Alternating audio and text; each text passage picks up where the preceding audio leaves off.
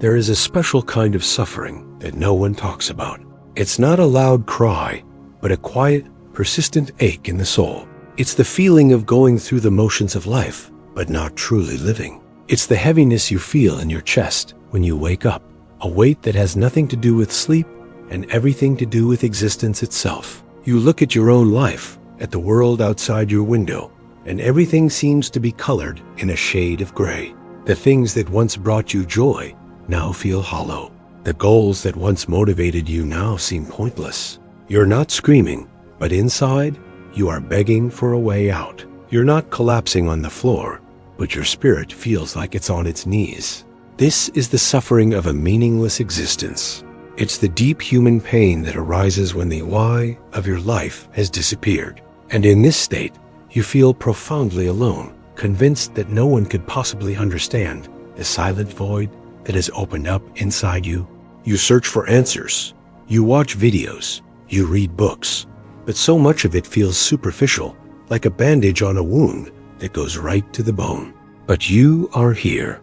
The fact that you clicked on this video, the fact that you are listening to these words right now, means that a part of you, no matter how small, is still fighting. A part of you still believes that there has to be another way. A part of you is searching for a truth that is as deep and as real as the pain you feel. And that is why we will not talk about surface-level motivation. We are going to turn to a man who did not learn about suffering from a textbook. We are turning to a man who stared into the deepest abyss of human cruelty and came back, not with answers, but with a map. His name was Viktor Frankl, a psychiatrist, a philosopher, and a survivor of the Holocaust. He lost everything: his family, his home, his life's work, but in the darkest of places, he discovered a light that could not be extinguished. A truth so powerful that it can guide any one of us out of our own personal darkness. These are not just ideas. These are lifelines. These are the 7 principles he forged in the fires of Auschwitz. Principles that have the power to end your suffering, not by removing your pain, but by transforming it into your greatest strength. Before we begin this journey, I need you to do something. This is not for me. It's for you. It is a psychological act, a declaration to yourself and to the universe that you are ready for a change. I want you to pause this video, go to the comments section, and write this exact sentence. My suffering has a purpose. I am ready to discover. Do it now. Don't just think about it. Type the words. When you write this, you are no longer a passive victim of your circumstances. You become an active participant in your own healing. You are joining a community of people right here, in these comments, who are all making the same courageous choice. You are making a promise to yourself that you will no longer let your pain be meaningless. You are planting a seed of purpose in the barren soil of your suffering. Go ahead. We will be here when you get back. Now, let us begin. The first, and perhaps most fundamental principle that Frankl discovered is what he called the last of the human freedoms. He wrote, "Everything can be taken from a man but one thing, the last of the human freedoms, to choose one's attitude in any given set of circumstances, to choose one's own way."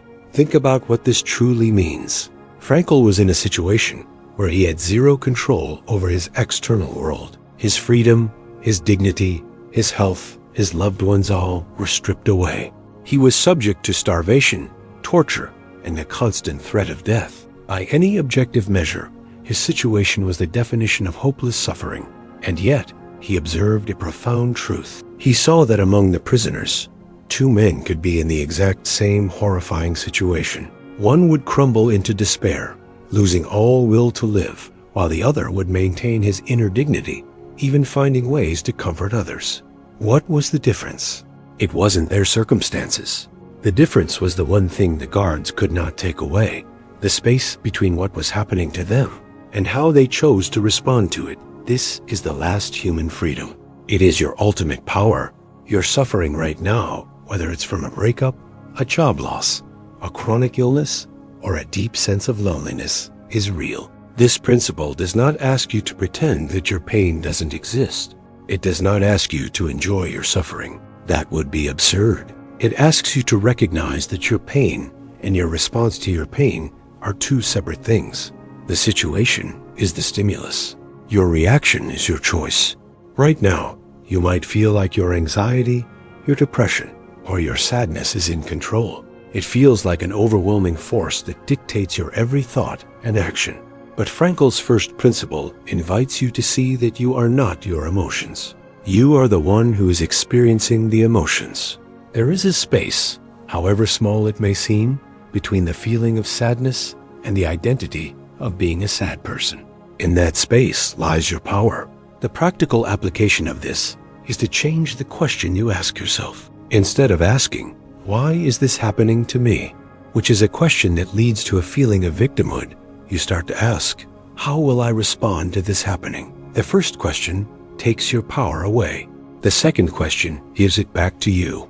You might not be able to change the fact that you lost your job, but you can choose how you respond. Will you respond with despair or with a search for a new opportunity? You might not be able to change the fact that someone broke your heart, but you can choose your attitude. Will you let it make you bitter and closed off, or will you let it teach you about your own capacity to love and to heal? This is the first step to ending your suffering, not by changing the world outside, but by reclaiming the world inside. You are not a pawn of fate. You are the one who chooses your own way, even when the way is filled with pain. This freedom is yours. It is unshakable. And the moment you truly realize this, the chains of your suffering begin to loosen. This realization leads us directly to the second powerful principle, the will to meaning. For much of the 20th century, psychology was dominated by two ideas: Freud's idea that humans are primarily driven by a will to pleasure, and Adler's idea that we are driven by a will to power. Frankl proposed a third, more profound alternative. He argued that the primary, most fundamental driving force in a human being is not pleasure, not power, but a will to meaning. He saw that a life focused on chasing happiness is a life doomed to frustration. Happiness, like a butterfly, cannot be pursued. If you chase it, it flies away.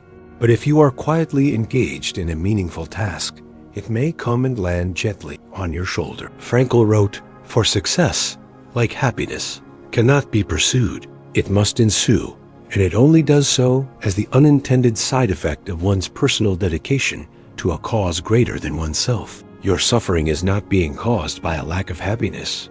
Your suffering is being caused by a lack of meaning. This is what Frankl called the existential vacuum. It is the emptiness, the boredom, the feeling that your life is a hollow shell. And in our modern world, this vacuum is everywhere. We are told to pursue comfort, pleasure, and distraction at all costs. We are given 1,000 ways to numb ourselves, but very few ways to find meaning. So we binge watch shows, we scroll endlessly through social media, we chase the next promotion, the next relationship, the next purchase, all in the hopes that it will finally fill the void. But it never does, because these things are like salt water to a thirsty man. They only make the thirst worse. The will to meaning is the innate human desire to feel that our life, with all its joys and its inevitable pains, matters. It is the need to feel that our existence is part of something larger than our own small ego. Frankl saw this in the camps.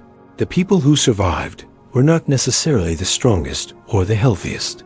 They were the ones who had a reason to live. They had a meaning that they clung to the hope of seeing a loved one again, a book they needed to write, a task they felt they had to complete. Their why gave them the strength to endure almost any how. The practical step here is a radical shift in perspective. You must stop asking, "What do I want from life?" and start asking, "What does life want from me?" This is not a passive question. It is an active one. It implies that every day, every moment, life is presenting you with a question, and your actions are your answer. What is this situation asking of me? What is this pain asking me to learn? What responsibility is this moment placing upon my shoulders? When you start to live this way, your focus shifts from what you can get to what you can give. It shifts from your own comfort to your unique contribution.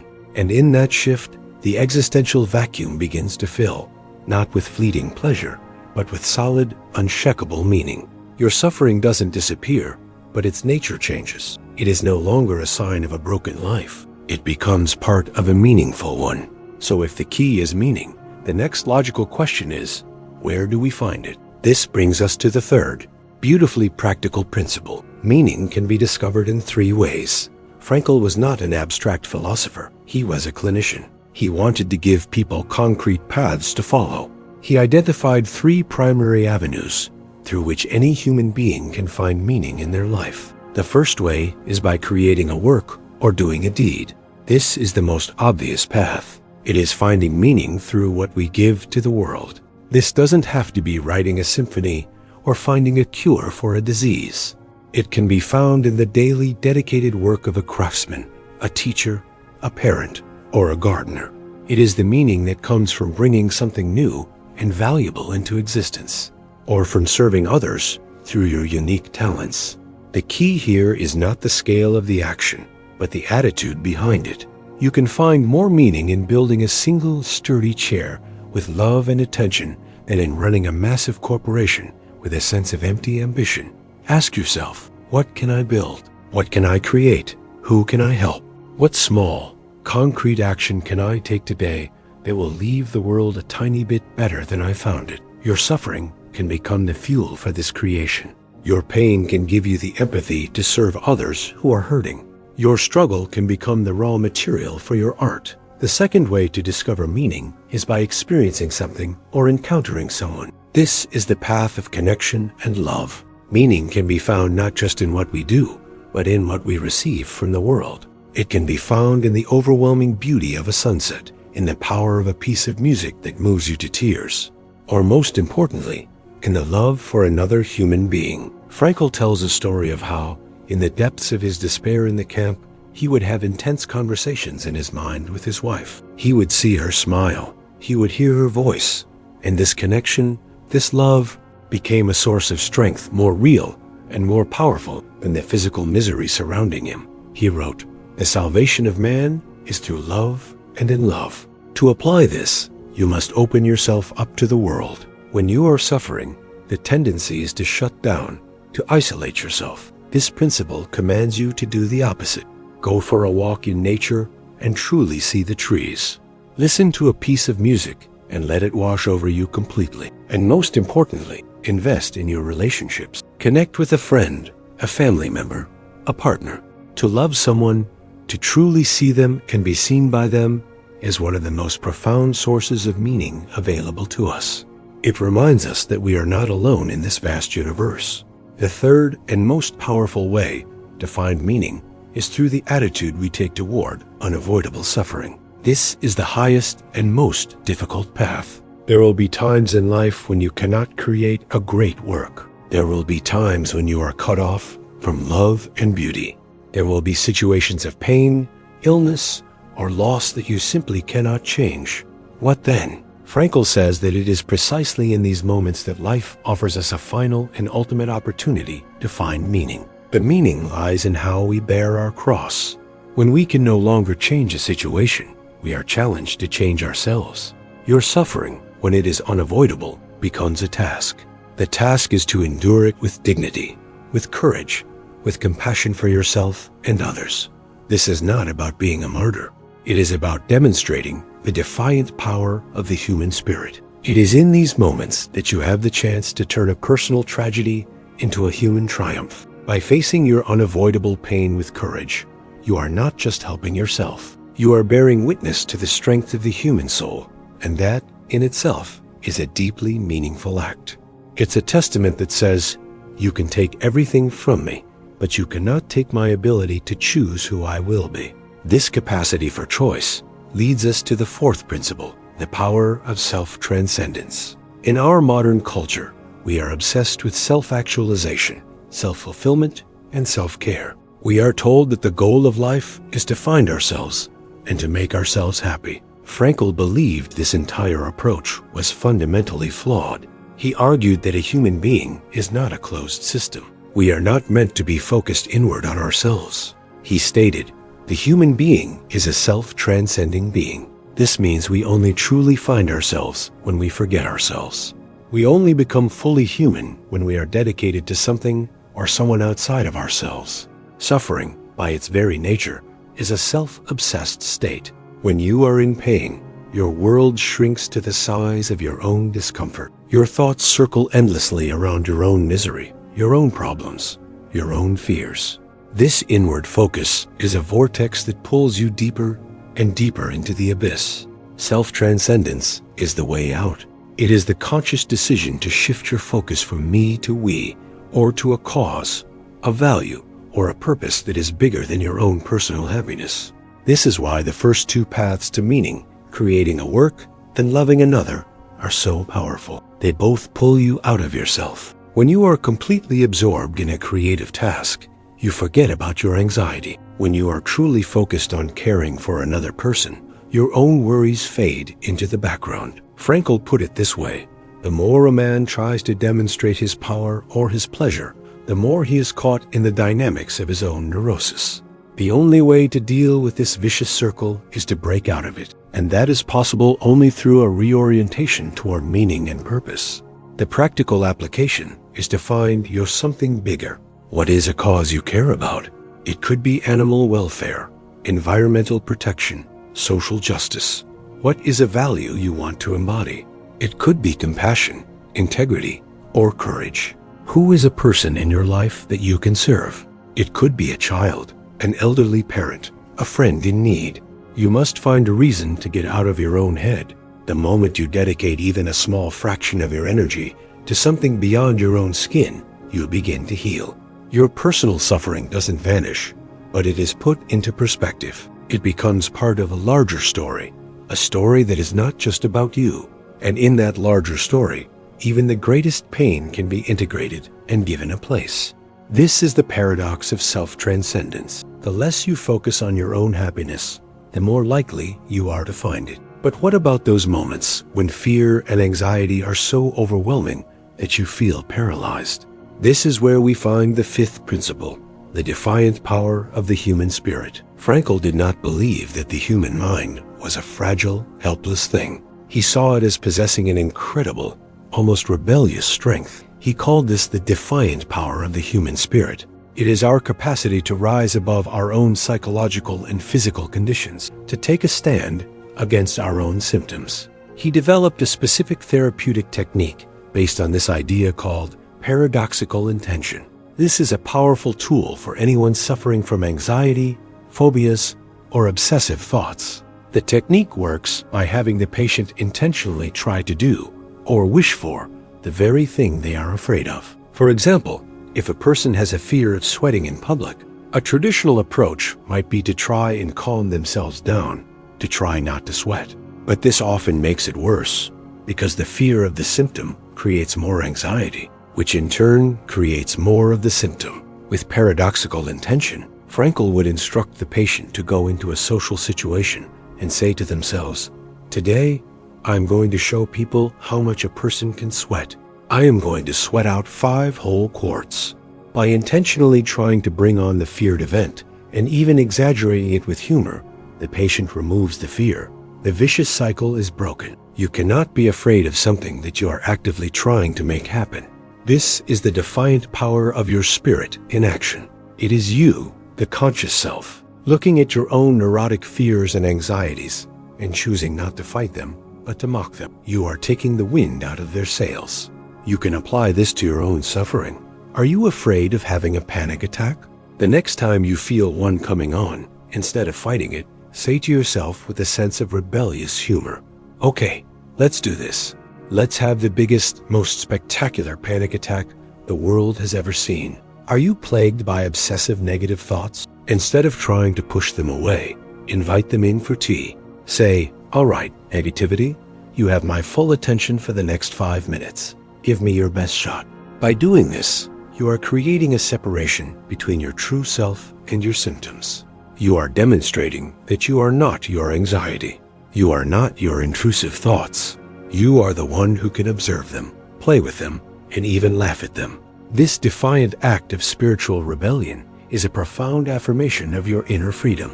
It is you asserting your mastery over your own mind, proving that even in the face of intense psychological distress, you remain the one in charge. To strengthen this sense of responsibility, Frankl offers us our 6th principle, a profound thought experiment. Live as if you were living for the second time. He asks you to imagine that this is not the first time you are living this life. You have already lived it once, and you have made all the mistakes, taken all the wrong turns, and acted on all the impulses that you now regret. Now, you have been given a chance to live it all over again, but this time, with the knowledge of where those past actions led. He writes, "Live as if you were living already for the second time, and as if you had acted the first time as wrongly as you are about to act now." This is an incredibly powerful tool for decision-making. It immediately injects a profound sense of responsibility and awareness into the present moment. Before you make a choice, whether it's how to respond to an argument, whether to give in to a bad habit, or whether to postpone a dream, you ask yourself this question: if this were my second chance, would I make this choice? Knowing what I know now, would I say these words? Would I waste this hour? This question forces you to confront the long-term consequences of your actions. It cuts through the fog of immediate gratification and demands that you consider the kind of person you are trying to become. This is not about creating anxiety or a fear of making mistakes. It is about empowering you to make conscious, meaningful choices. It is a tool for living with intention. It transforms your life from a series of accidental happenings into a deliberate work of art. Every day becomes a canvas. Every choice is a brushstroke, and you are the artist, armed with the wisdom of a life already lived. This principle doesn't just apply to big life decisions. It applies to the small moments: how you speak to your loved ones, how you spend your free time, how you treat your own body. By living as if for the second time, you are constantly connecting with your future self, the self who will have to live with the consequences of the choices you make today. This practice cultivates a deep respect for the preciousness of time and the weight of your own freedom. It is the ultimate expression of taking responsibility for your own existence, which is the cornerstone of a meaningful life. And so, we arrive at the seventh and final principle, the one that ties all the others together, the capacity to turn tragedy into triumph. This is the culmination of the Stoic and existential journey.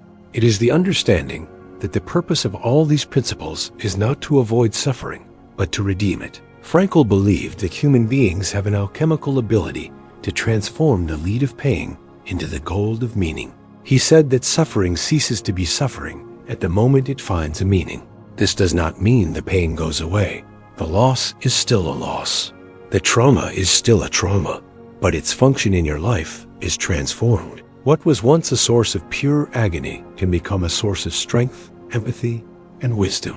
This is the ultimate triumph of the human spirit. It is not about winning a battle against suffering, but about using the energy of suffering to build something new and beautiful within yourself. Think of it like this: a block of marble is just a stone, but in the hands of a sculptor, the parts that are chipped away, the suffering of the stone, are what reveal the statue hidden within. Your suffering is the chisel that can reveal the masterpiece that you are. This principle is the integration of all the others. You use your last human freedom, principle 1, to choose an attitude of courage. You are driven by your will to meaning, principle 2, to find a purpose in the pain. You find that meaning through creating, loving, or the attitude you take, principle 3. You transcend yourself by focusing on how your experience can help others, principle 4. You use the defiant power of your spirit to stand up to despair, principle 5. And you live with the responsibility of your second chance to make your life a testament to this triumph, principle 6.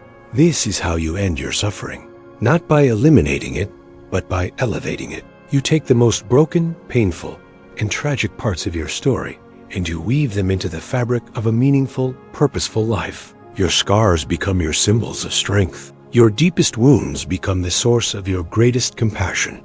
Your darkest night becomes the reason you can appreciate the dawn. Your life, with all of its struggles, is not a mistake. It is an opportunity to demonstrate what a human being is capable of. Viktor Frankl, in the face of unimaginable horror, chose not to be a victim, but to be a witness to the indestructible nature of human meaning. And now, that choice is yours. Look at your pain. Look at your struggles. They are not a sign that you are broken. They are a sign that you are being called to a deeper, more authentic, more meaningful way of living. I want you to go back to that phrase you wrote in the comments. My suffering has a purpose. I am ready to discover. Read it again. Feel the truth of it. The journey is not easy. It is the hardest work you will ever do, but it is the only work that truly matters. You are not your suffering. You are the one who is here to give it meaning. The choice is yours. The work is yours. And the meaning is your masterpiece.